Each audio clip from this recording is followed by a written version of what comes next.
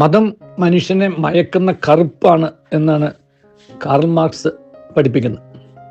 പക്ഷേ മതം മനുഷ്യനെ മെരുക്കുന്ന മരുന്നാണ് എന്ന് പറയാനാണ് എനിക്കിഷ്ടം.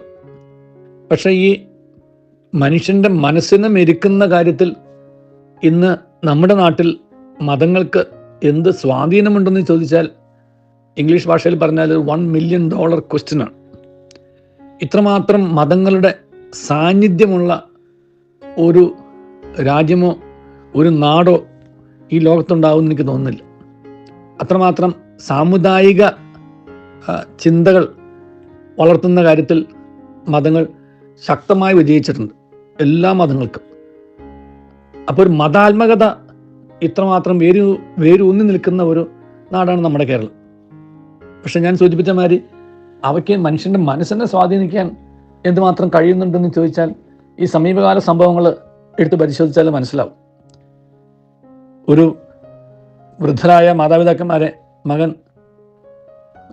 തീയിട്ട് വധിക്കുന്നു, ഒരു പിതാവ് മക്കളെ തീയിട്ട് വധിക്കുന്നു. കഴിഞ്ഞ ദിവസങ്ങൾ നമ്മൾ ചിന്തിച്ച മാതിരി വൈരാഗ്യത്തിൻ്റെയും പകയുടെയും മേലിൽ കൊലയും കൂട്ടക്കൊലയും നടക്കുന്നു. കുട്ടികൾ സംഘർഷം മൂത്തിട്ട് അവർ ലഹരിക്ക് അടിപ്പെടുന്നു. അവർ പലരും കൈവിട്ടു പോകുന്നു. അങ്ങനെ ഓരോന്നോരോന്ന് എടുത്തു നോക്കിക്കഴിഞ്ഞാൽ നമുക്ക് മനസ്സിനെ അസ്വസ്ഥമാക്കുന്ന സംഭവങ്ങൾ മാത്രമേ കാണാനുള്ളൂ. ഈ മതങ്ങൾ വിട്ടു കഴിഞ്ഞിട്ട് സാമൂഹിക സാംസ്കാരിക സാന്നിധ്യം കൊണ്ട് എടുത്തു നോക്കിയുള്ളൂ. ഒരുപാടുണ്ട്.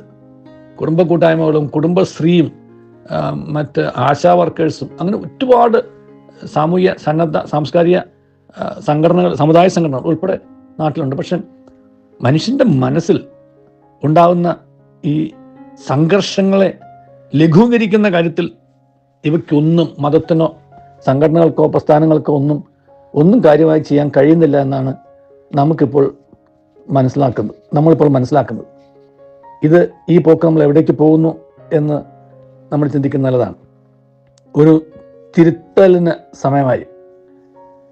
നമ്മുടെ ഈ പ്രസ്ഥാനങ്ങളും മതങ്ങളും പ്രസ്ഥാനങ്ങളും ഒക്കെ എന്ത് ആശയങ്ങൾക്ക് വേണ്ടി നിലകൊള്ളുന്നുവെന്നും എന്ത് വിഷൻ അവർക്കുള്ളതെന്നും ആ വിഷൻ സാധിക്കുന്ന കാര്യത്തിന് അത് ദർശനമാണ്, എന്ത് മിഷനാണ്, എന്ത് പ്രവർത്തനമാണ് അവർ കാഴ്ചവെക്കുന്നത് എന്നും ചിന്തിച്ചാൽ അത് മനസ്സിലാവും.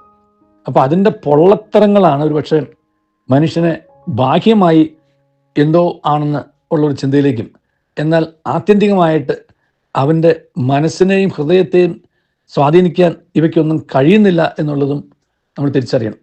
അപ്പോൾ ഒരു കാപട്യം വളർത്തുന്നു അല്ലെങ്കിൽ കാപട്യം വളരുന്നു എന്നതിനപ്പുറത്തേക്കൊന്നും ഇന്ന് നമ്മുടെ നാട്ടിൽ ഈ സംഘടിത സമൂഹങ്ങൾക്ക് ഒന്നും ചെയ്യാൻ കഴിയാത്ത അവസ്ഥയാണ്. അതുകൊണ്ടാണ് ഒരു തിരുത്തലിന് സമയമായി എന്ന് പറയുന്നത്. ഒരു വെളിച്ചം കൊടുത്താലല്ലേ വെട്ടമുണ്ടാവുള്ളൂ.